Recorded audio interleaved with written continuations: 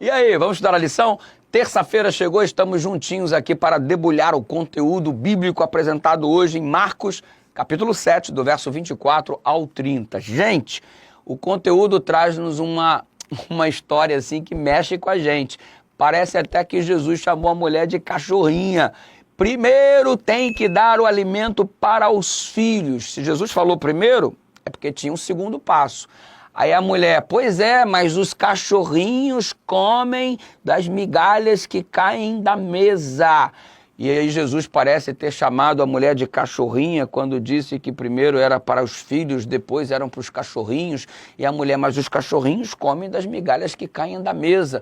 Perceba que ela não se irritou com Jesus com o termo cachorrinho, porque era um termo carinhoso que atribuía ao animal que estava dentro de casa no convívio familiar. Não é um vira-lata que está na rua, um animal de rua qualquer. É alguém que faz parte do convívio familiar e que come das migalhas que caem da mesa. Mas, na verdade, esta mulher, ao invés de se sentir rechaçada, ela, na verdade, manifestou uma fé extraordinária, porque ela queria que a sua filha fosse curada, mesmo à distância, que Jesus emitisse um comando para restaurar a saúde de sua filha, que estava gravemente enferma, à beira da morte.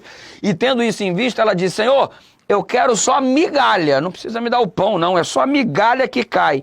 E ela tinha tanta fé em Jesus, que migalha para ela já simbolizava o suficiente para restabelecer a saúde da filha, livrando-a da morte. Se migalha é um milagre capaz de livrar a filha dela da morte e ela acreditava nisso, significava então o poder real de Jesus, significava o quê? Se migalha livra alguém da morte, e o pão de verdade, o que faria?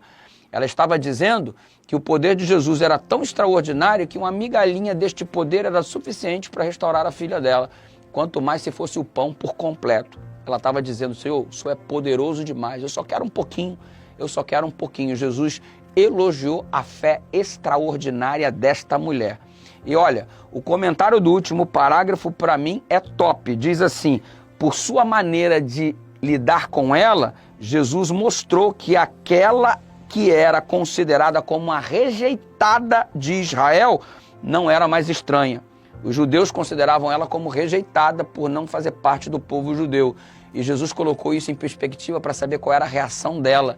E ela não se achou rejeitada. Ela queria um pouco do poder de Deus, ainda que fosse um pedacinho, como se fosse uma migalha. Mas ela era uma filha da família de Deus, foi o que Jesus deixou bem claro. E como última frase eu digo para você, e como filha tinha o privilégio de participar das dádivas do Pai. Nós temos o privilégio de participar das dádivas do Pai. E olha, Deus é tão poderoso que se a gente pegar só uma migalhinha, já está valendo demais.